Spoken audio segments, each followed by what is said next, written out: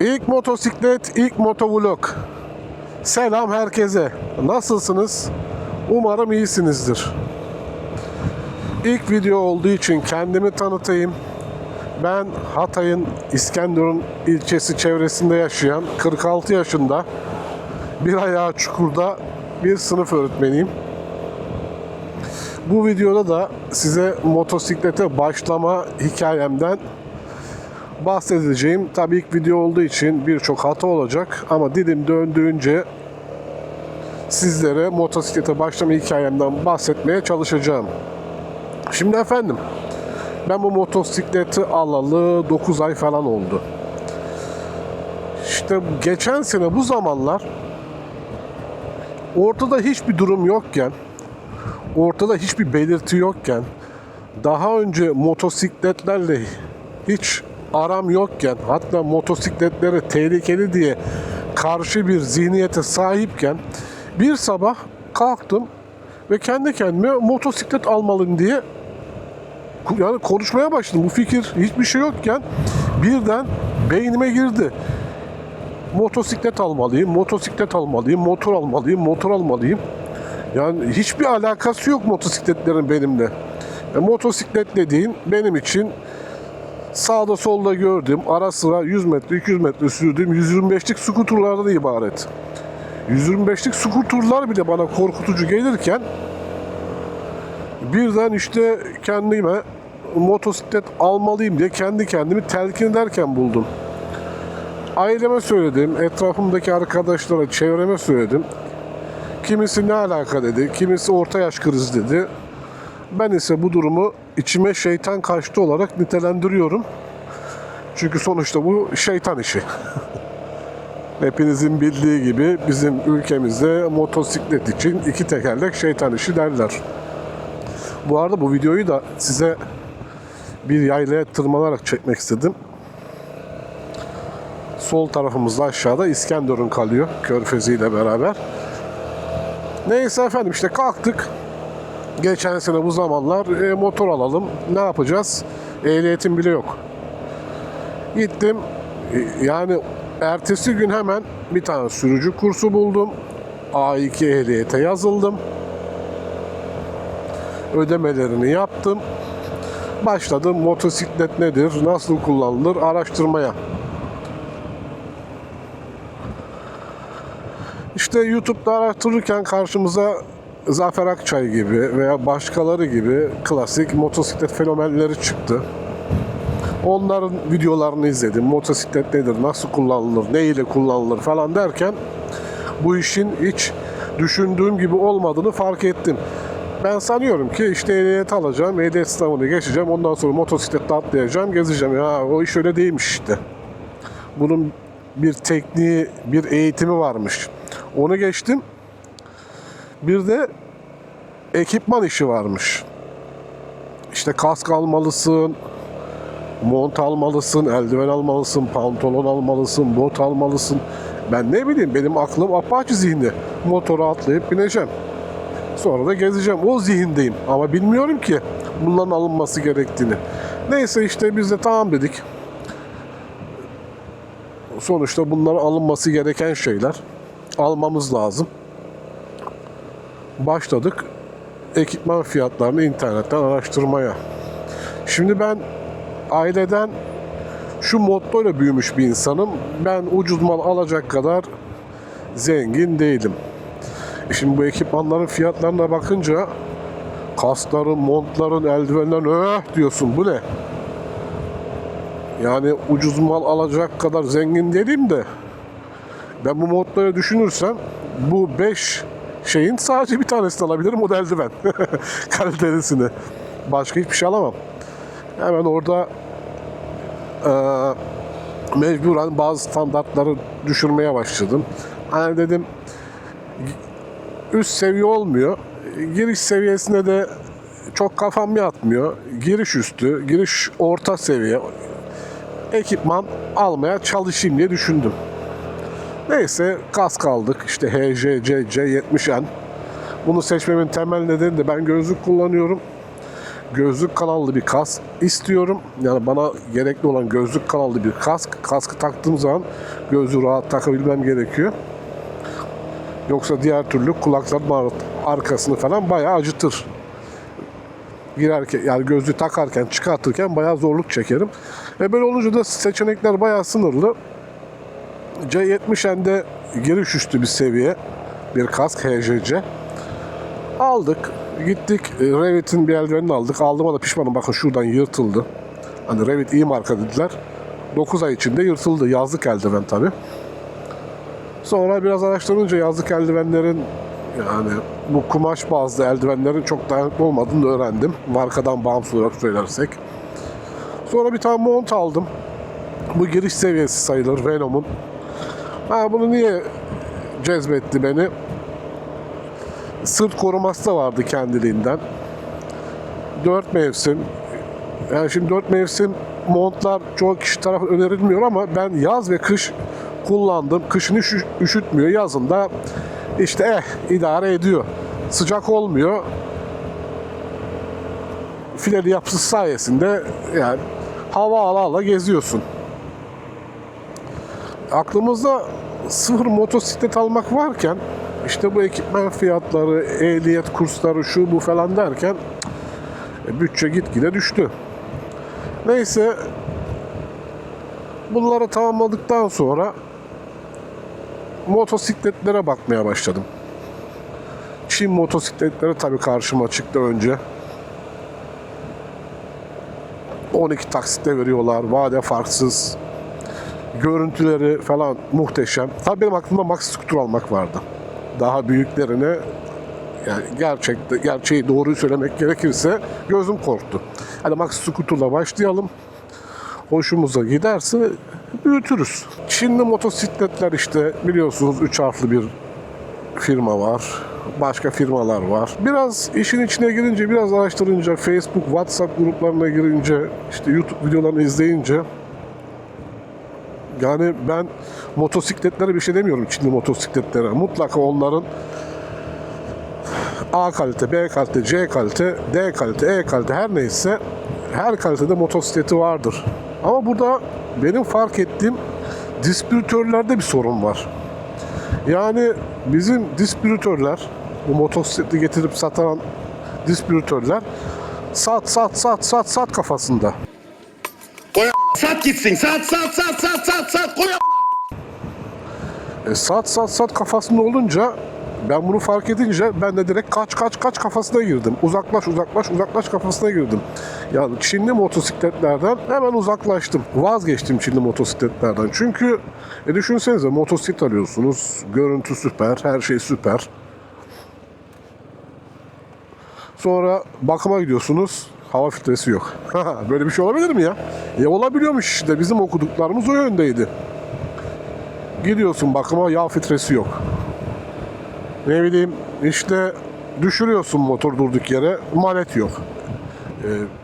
Ben motor istediği kadar güzel olsun, bedava verseler, yedek parça stoğu bulunmayan, malın arkasında durmayan bir distribütörden motosiklet almam.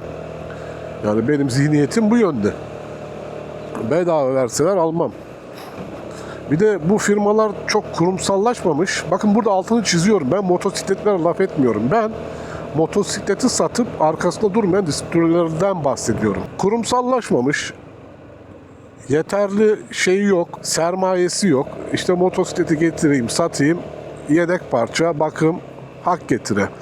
Servis denetleme yok. Herhangi bir eğitim olduğunu da düşünmüyorum. Merdiven altı dükkanlara servisler verilmiş. Neyse efendim, işte biz ondan uzaklaştık. Çinlilerden uzaklaştık. Temel nedeni bu. Sat mantığına ben de kaç mantığı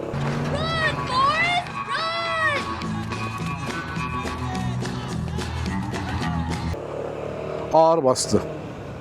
Daha sonra karşıma Tayvanlılar çıktı. Kimco SYM. Yine onlar da araştırdık. Gruplardan, YouTube'dan, videolardan. Motorlar çok güzel. Motorlar harika. Dayanıklı. Yani bir Japon, neredeyse Japon kalitesinde. Japon'un bir tık altı.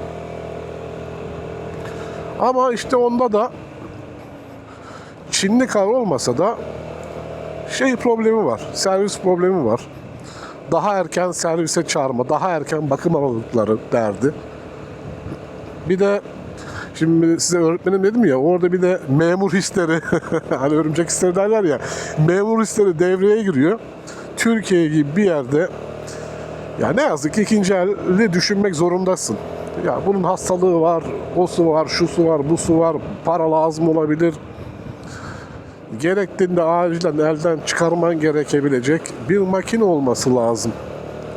Ya bu belki çok doğru bir yaklaşım değil ama bu ülkede ne yazık ki ekonomik koşullar, şartlar bizi bu duruma getirmiş. Ben de ne yaptım? O Kymco ile SYM muhteşem motorlar olmasına rağmen üzülerek vazgeçmek zorunda kaldım. Yoksa ya Forza'dan falan ne bileyim X-Max'ten çok daha ucuzaydı. Hatta ben sıfır motor almadım. 8000 kilometrede aldım motoru. Bakın 5300 kilometre falan olmuş. Ben kullanalı 9 ayda. Bayağı da şey yaptı yani yolu yaptım. Normalde SYM'nin, Joymax'inin, ne bileyim Kymco'nun, Downtown'un ikinci elleri çok uygun fiyata bulabiliyordum. Bundan ben bu motoru 260 bin liraya aldım. Ben 180 bin liraya Downtown, 170 bin liraya SYM alabiliyordum yani. Ama işte dediğim gibi şartlar bizi buna itti. X-Max'e bindim. Sürdüm. Çok sportif. Sert süspansiyon. Ama şimdi ben dediğim gibi 46 yaşındayım. Daha önce bir defa bel fıtığı ameliyatı geçirdim. Ve son birkaç yıldır da ikinci bel fıtığı ameliyatı, ben yoldayım, geliyorum, kendine dikkat et diye beni uyarıyor. Yani belim ağrıyor. Ona binince sert süspansiyondan dolayı yoldaki en ufak çukuru, en ufak çakıl taşın üzerinden geçsen bile direkt o senin beline yansıyor. Yani Yamaha'dan, X-Max'ten vazgeçmemin temel sebebi ne yazık ki sert süspansiyonları oldu. Elimizde kaldı Forza 250. Honda Forza 250. Ne yaptık? Biz de bunu ikinci el olarak aldık. Bunu ikinci olarak almamdaki temel sebep, birincisi o anki bütçe buna yetiyordu. İkincisi, ya bütçe yetmese bile bütçe yaratabilirsin. Yani lazım olan bütçe de 100 bin lira para. 80 bin lira para. Yani onu verip fazladan en kötü eksi hesabından çektirip bile karşılayabilirsin. Bu arada yaylaya çıktık, sisin içinde. Bayağı güzel. Bu arada bugün 3 Mayıs. Hatay'a bir türlü yaz gelmiyor. Devamlı yağmurlar içindeyiz.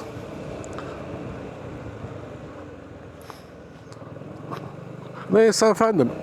İkinci el bunu burada bir arkadaştan satın aldık. 260 bin lira para verdik. Yaklaşık işte 8-9 aydır da kullanıyorum. Hatay'da girmediğim delik kalmadı. Yani tüm tarihi yerlerine, tüm turistik yerlerine girdim çıktım bu motosikletle. Mersin'e gittim günübirlik Erdemli ilçesine. Bizim kayınçonun yanına. 260 kilometre git, 260 kilometre gel. Bir günde 520 kilometre yol yaptım. Ne bileyim Osmaniye'ye gittim buradan. Yani bayağı uzun yolda yaptım.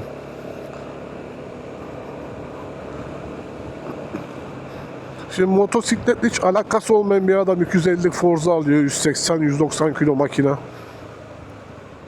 Ama şöyle bir durum var. Ben 16-17 yaşından beri araç kullanıyorum. 30 yıl oldu. Türkiye'de trafikte insanların davranışlarını tahmin edebiliyorum. Yani önemli olan da bu zaten. Trafiği okuyabilmek. Sonuçta çok büyük CC'li motosiklet sürmüyorum. Ha tamam. Yüzlerce video izledim. Motosiklet nasıl kullanılır, scooter nasıl kullanılır, kontra nedir, konumlanma nedir, hız nedir, nerede fren yapılır. Birçok video izledim. Benim öğrencilerden biri. Birçok video izledim. Bu izlediklerimi de ne yapıyorum? Bu motosikleti kullanırken uygulamaya çalışıyorum. Çünkü bu motosiklet hata affedeceğini düşünmüyorum. Araba belki hatayı affeder, hatayı kaldırabilir ama motosikletle hatanın sonucu yaralanma veya ölüm, Allah korusun. Ya bununla sonuçlanabilir. İşte benim hikayem böyle. Bu konu hakkında başka ne söyleyebilirim bilmiyorum. Bu arada şu karşıda gösterebilirsem göstereyim. Güzel bir manzara, gelen giden yok. Evet arkadaşlar bakın. Zoomlayabilirsem zoomlayacağım. Karşıda gördüğünüz gemiler, İskenderun limanı, İskenderun şehri, Sarımazı burası, Sarımazı muhiti. Buradan gittiğin zaman Payas, Dörtyol, Erzin, Osmaniye, Adana diye gidiyorsun. Burası Avanos Dağları, şu karşıda gördüğünüz.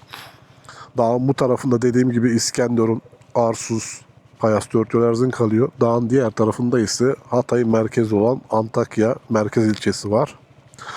En çok depremden zaten dağın bu tarafındaki ilçeler etkilendi. Antakya, Kırıkhan, işte ileride Hassa. Burada da biz çok etkilendik. Çok acılar yaşandı ama dağın bu tarafı daha çok etkilendi. Bu tarafı daha az etkilendi. İskenderun'da da çok etkilendi ama Antakya gibi değil. Şu karşıda gördüğünüz şehir, Antakya bu şehirden daha büyük. Ve bu şehrin tamamen yok olduğunu düşünün. Hiç şaka yapmıyorum yani. Antakya atom bombası atsan bir tane, bu Japonya atıldığı gibi bu kadar büyük yıkım yapmazdı. Bu deprem kadar büyük yıkım yapmazdı. Neyse bu anlattığım konu dışı. Ben burada motosiklete başlama hikayemden bahsetmek isterken birden bu acılar aklıma geldi. Unutamıyoruz işte, unutulmuyor. Direkt deprem işine girdik. Deprem olayına. Neyse efendim. Bugünlük benden bu kadar. İlk video, ilk motovlog. Hatalarım olabilir. Ya bu konu hakkında bir tecrübem yok. Kendinize iyi bakın. Hoşça kalın, dostça kalın. Bye.